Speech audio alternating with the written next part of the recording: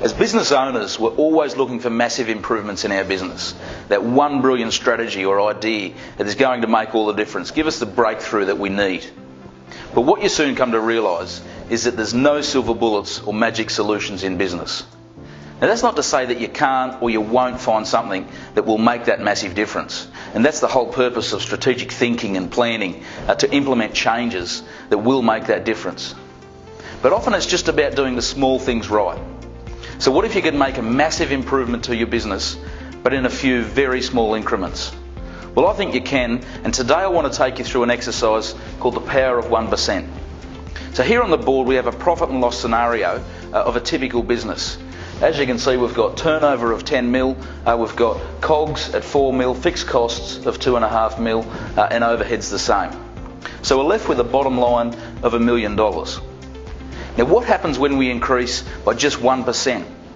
If we take each of these areas and improve them by just 1%, what difference does it make? Well, firstly we need to realise that turnover is made up of volume and price. So let's increase both of those by 1%. Remembering of course that the price increases will flow straight through to the bottom line. So next is COGS and fixed costs. Let's improve by 1% there, and then finally a reduction in overheads of 1% as well. So that's 5 very small changes of 1% each, and what difference would that make to the final result? Well, it's right there on the board, a 25% increase in the bottom line. So you have a 1% change giving a 25% result, and I think that's pretty impressive. But what if we were to make changes that were larger than 1%? What about 2% or 3%? What would we need to do to double the bottom line?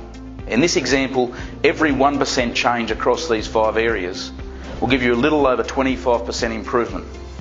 So making overall changes of 4% would mean that the bottom line would double from 1 mil to 2 mil. Now of course business isn't quite that simple, and your business will be different to this one, and your results will vary because your margins are different. But it doesn't change the fact that very small changes can make a very big difference. So how do you go about it? Strategically and methodically. So go through each area, identify potential strategies, and then allocate responsibilities among your team. To start with price, how long since you've had a price review? Maybe it's time for a price increase. What is a reasonable number there? Maybe 2% or 3%. And little and often is the key for price increases. And then sales volume is something that most business owners are already focused on, but how can you get that additional increase? Should your sales targets increase? How can you do that without sacrificing margins? And then on the cost side, there's always something that you can do. So first up, conduct a cost review and allocate team members to perhaps specific line items. How do you drive the cost down? Analyse everything. Where is the wastage? What costs aren't necessary and can be cut? There's always costs above the line that can be rationalised. Maybe you can drive production or manufacturing costs down through efficiency or perhaps a lean program. And then what about negotiating with suppliers? Do some deals. Are there settlement discounts you can take advantage of?